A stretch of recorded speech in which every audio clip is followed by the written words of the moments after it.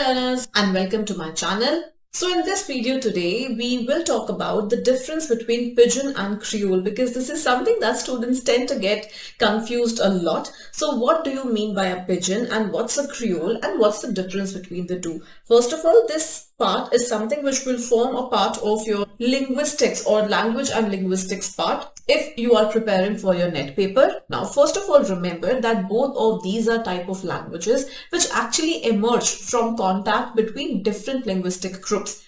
Now, this usually happens in colonial or post-colonial settings where, people from different linguistic backgrounds, they come together for trade, for work, or for other purposes. Now, first of all, let's talk about Pidgin.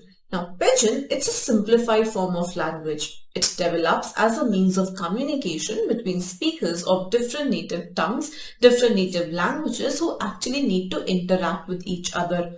I'll give you a very simple example, alright? So, I've lived in Bengal for some time, right? Very, very less time. But then when I had to interact with some people there and they did not know English, they did not know even Hindi. So what I would have to do at times like this was that I would use a mix of both Hindi and Bengali. Like if I had to say, please do this work for me, I would say, Dada ye kam korbo. Now ye kam would be Hindi, but korbo is Bengali. So, somehow I would make two and the other person would also understand that, okay, this is what they are saying. So that is actually an example of a Pidgin. Because we both have different languages here, we both have different native languages, me and that other person, but I need to interact with that person, he needs to interact with me, and that is why we have developed this language as a means of communication between us. Now this kind of a language, this Pidgin, it usually has a limited vocabulary, it has a simplified grammar, and this is not the native tongue of anyone who speaks it. This is an entirely new thing that we've come up with. It's not a native tongue of anybody, neither mine nor that person's. Now this kind of a language would often arise in situations of colonialism or trade or labor migration where speakers of different languages, they would need to communicate, but then they would not share a common language.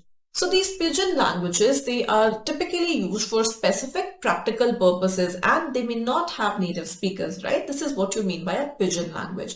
Then moving on, we have our second type, and that's Creole.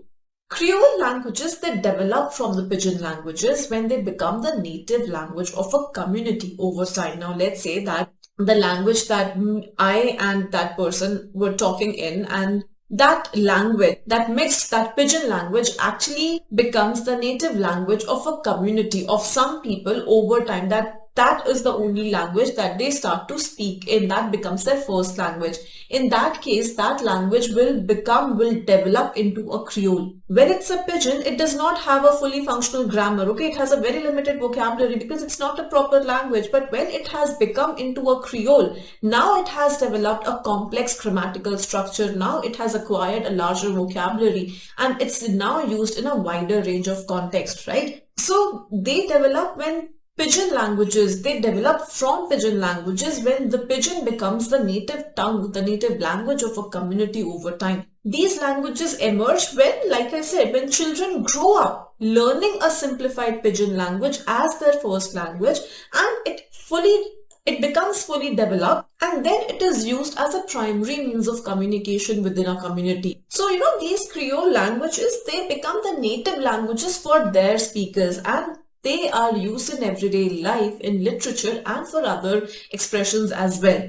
To summarize, the main difference between the two is that Pidgin is a simplified language that's used for communication between speakers of different languages, while Creole, it's a fully developed language that emerges when a Pidgin becomes the native language of a community over time. So these are just two of the terms which students generally get confused in. But there are so many other important terms which you need to know as you are preparing for competitive examinations like the UGC NET or SET or the GATE examination. I talk about all of these terms and more in my detailed online lectures, which you can find on my website, theankitajain.com. You can enroll in my online course there if you are looking for guidance and help to prepare for all these competitive examinations. Also, all the things that we discussed in this particular lecture today, they are available in a written form on my website. I'll leave the link to that in the description box below.